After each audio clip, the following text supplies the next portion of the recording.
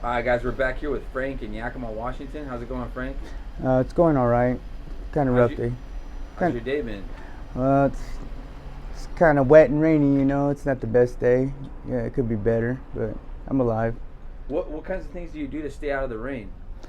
Well, I mean, maybe find some eaves or overhangs. Maybe go into Starbucks for a little bit, or go to a store. Go walk around.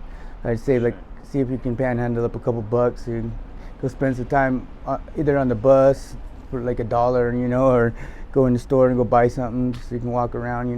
For sure, for sure. How old are you, Frank? Yeah, I'm 42. 42. Are you from Yakima? I'm from Grandview. Oh, okay. I'm from Crossing. You from Boston? Alright, cool. So what brought you from Grandview to Yakima? Well, my girlfriend, rest in peace, she just passed away last month. But we were together for 11 years, so I came up here because she was living up here, and just at the time I was strung out on heroin, and you needed to be where the dope was, so I was up here, and you could make a little better living up here than in the small town, because I mean, really, people ain't really trying to help you out too much over there. Everybody knows you, and they're just.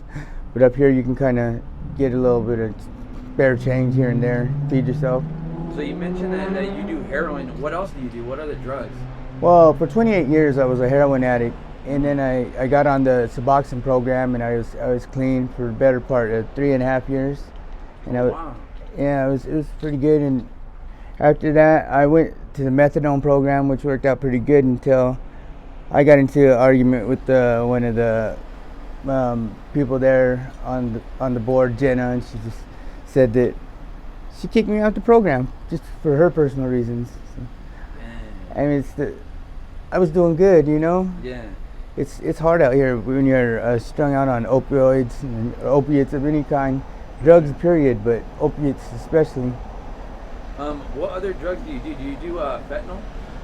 Yeah, well, see, I don't use heroin no more. I don't use needles no more. But I started smoking. I started smoking the blues. Yeah. Fentanyl pills. Either that or Skittles, they call it, or fentanyl powder. How many do you do a day? As many as I can. No. I mean, what is necessary so I'm not sick. I've been trying to get into the methadone program again, but it's hard. It's the only methadone program in Yakima. Doing it comprehensive. Do you have any kids? Yeah, I have 2 children. They're adults now. Uh, Well, my son, he's 2000. What year is it? 23. 20. So he's 23 now. Oh, okay, okay. Yeah, he's 23. And my daughter, she's just turning 18. I think. Yeah, just turned Do 18. you ever get to talk to him? To be honest with you, last time I talked to him was when I was in treatment. I was in inpatient treatment for 3.5 months, and everything seemed to be going good. But then their mother put a wall up in between us, and I mean, my son wants to talk to me, daughter wants to talk to me, but she just made it hard for me to contact them because me and her have no lifetime no contact order. Dang.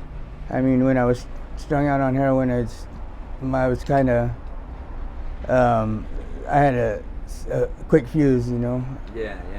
The fentanyl makes it worse, though. Yeah. Fentanyl makes it worse. How does it make you feel when you're on the fentanyl? Takes what you forget all the problems. Forget all everything that's going on that's bad. My father just passed away a couple months ago. Dang. And it's just Sucks. yeah. After that, I have no contact with my family. It's not really a choice when you're addicted to opioids. It's recognized as a disease now because it's not a if you're going to use, it's a when. That's what they recognize opioid use disorder as. I mean, it's a difficult thing to live with. For sure, for sure. I was gonna ask you. So you have a dog here. How long have you had him? Oh man, yeah, this is my son right here. I had him for 3.5 years, 3.5 going on 4 years. This is Gooby. Yeah. Yeah, this is That's cool. pretty much my life right here. I find it so amazing how like homeless people can have such a great connection with dogs. You know? Yeah, Pretty cool. you know what it is? It's because a lot of us can't communicate too good with other people, but dogs and other animals tend to have a better connection with, you know? For sure. How do you feel that homeless people treat other homeless people for the most part?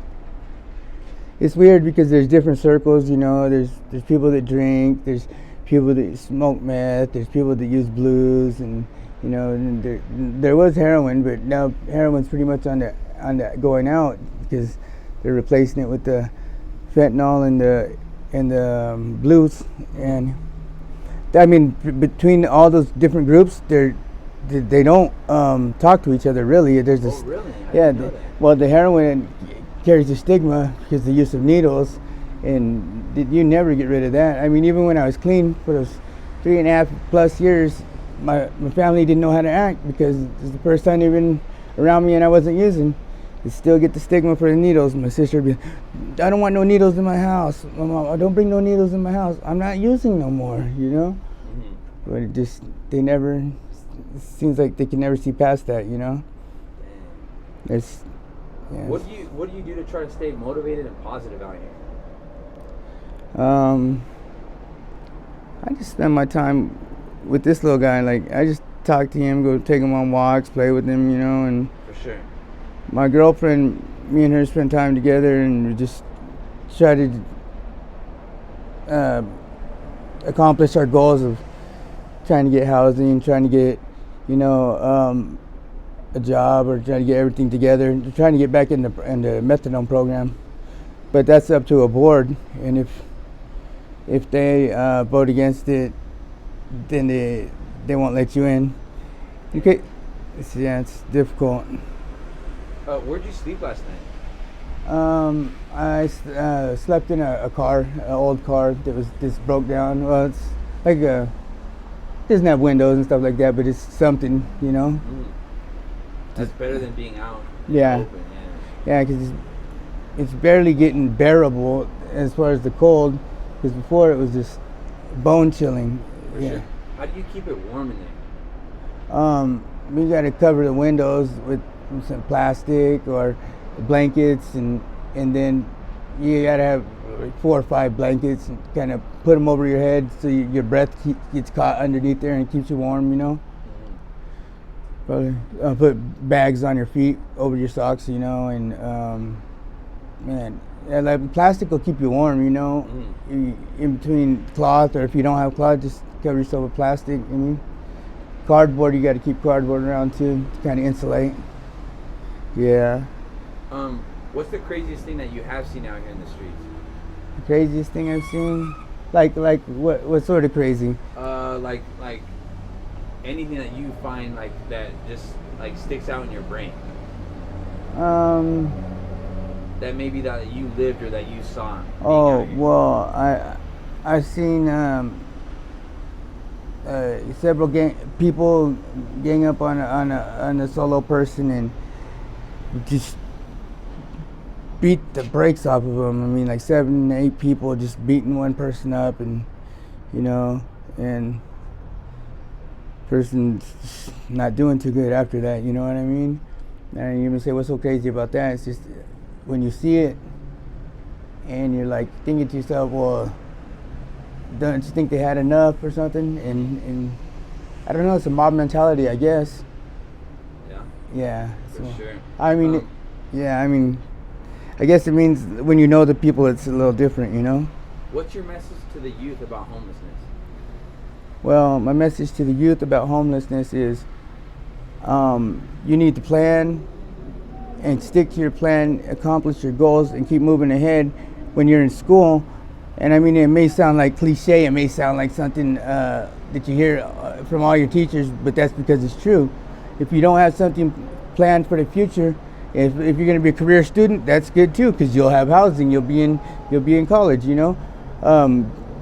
If not, we'll get a job lined up, not something you're going to keep forever, but something that'll keep you a roof over your head and food in your stomach, you know, clothes on your back, shoes on your feet. Probably going to get a vehicle first. Would you be okay with me doing a follow-up interview in the future? Sure.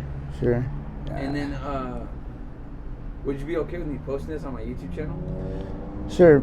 I don't have a problem with that. I appreciate it. And do you have an email or phone number where people can get a hold of you with donations?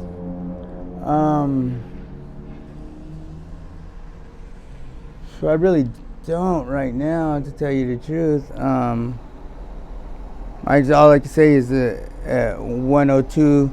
Was it South Natchez? What is it? Is that Connections? 102 South Natchez. Ave, Yakima, Washington, 98901. I received my mail there, you know. All right. So Well, I appreciate it, sir. I'm going to say for Francisco Magallanes. Magallanes? Magallanes. Okay. Magallan. Yeah, Magallanes. Okay. Yeah. Sweet. Thank you, sir.